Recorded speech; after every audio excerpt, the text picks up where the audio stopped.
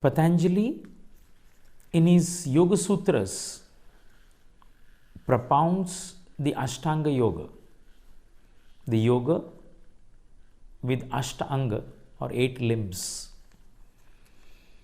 These limbs are yamas, niyamas, asanas, pranayam, pratyahar, dharana, dhyana, samadhi. These 8 limbs of yoga enable the adherent of yoga, the practitioner of yoga, the yoga sadhaka, to reach the goal of samadhi, wherein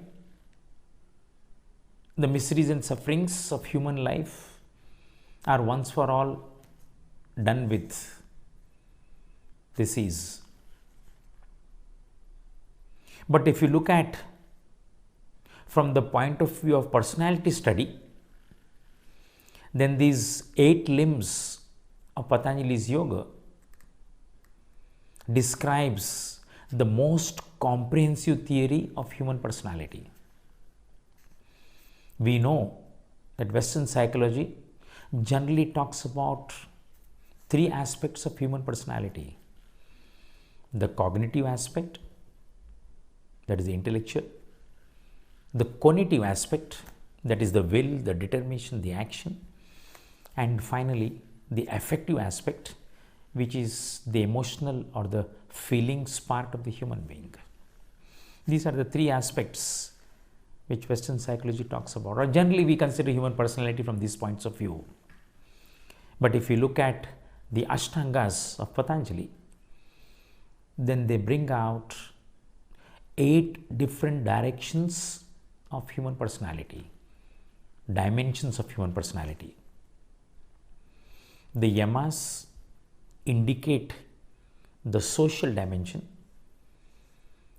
the niyamas represent the personal dimension, asanas represent the physical dimension, what we refer to as the anatomy or the structure. Pranayam brings to fore the physiological dimension. Pratyahar brings about the mental aspect. And the last 3 angas, dharana, dhyana, samadhi, which put together comprise meditation in Patanjali's yoga, they bring about the psychological aspects, the intellectual aspects, and finally the spiritual aspects. So human personality, as can be abstracted or extracted from Patanjali's Yoga Sutras or the Ashtangas, has the social dimension, the personal dimension, the physical dimension, the physiological dimension, the mental dimension, the psychological dimension, the intellectual dimension, the spiritual dimension.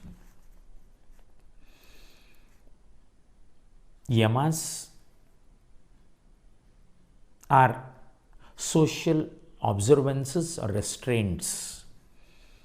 They take care of the social aspect, the interaction with other people of the individual. Niyamas are personal observances. They've got nothing to do with others, what I do with myself. They are the personal dimension. When you come to asanas, asanas have to deal more with the anatomy or structure of the body. That is why most of the time after doing asanas, we stand in front of the mirror and appreciate ourselves, because it becomes obvious in your structure. When you come to pranayam, pranayam brings about the physiological dimension. We say in the human body, there are pancha pranas, 5 pranas: the prana, the apana, the samana, the udana, the vyana. These 5 pranas and all pranas put together are responsible for all the functions in the human body, whether it is digestion, circulation, excretion, the nervous system.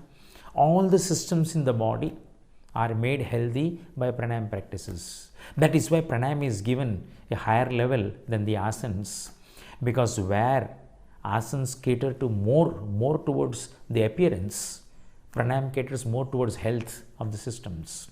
So pranayama represents the physiological dimension, the dimension of the systems in the body. Pratyahar, which involves withdrawal of the sense organs, starts addressing the mental aspect, because once the preoccupation with the external objects is over, the sense organs are withdrawn inside. Now you are occupied with yourself. That is pratyahar. Then comes the meditation in yoga, dharana, dhyana, samadhi. Dharana is concentration. And the moment meditation starts happening, concentration starts happening to the exclusivity of all other distractions, when I start focusing my mind on some object, all the content of the mind, the unconscious mind, the suppressions, repressions start coming up. Patanjali talks about these as vitarkas or vicharas. These are the psychological aspects where catharsis happens, sublimation happens. I am free, getting lighter and lighter from all the baggage that I am carrying in the subconscious and unconscious layers of my mind. Meditation, when it goes deeper to the dhyana and the samadhi state, intuition starts happening. In yogic terminology, the yogi starts attaining to siddhis. Every state of samadhi is a state of knowledge. That knowledge is power, which we refers to as supernatural power, supernatural accomplishment, or a siddhi. And this samadhi finally leads to the spiritual goal of self-realization. So you see, from the outermost dimension of human personality, that is the social dimension, we go inwards to the innermost, that is our real self, which happens in the state of Dharmamegha Samadhi.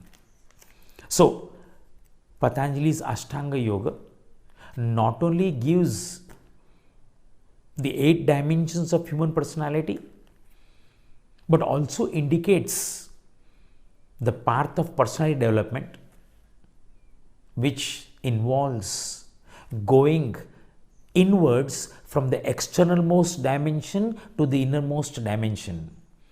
So from our preoccupation with the external world where yamas come about, then with ourselves, niyamas, asanas, pranayam, I am going inwards and inwards and inwards, and finally I am reaching the goal of my existence, the purpose of life, the meaning of life, that is self-realization, or I become one with the truth or reality that I am.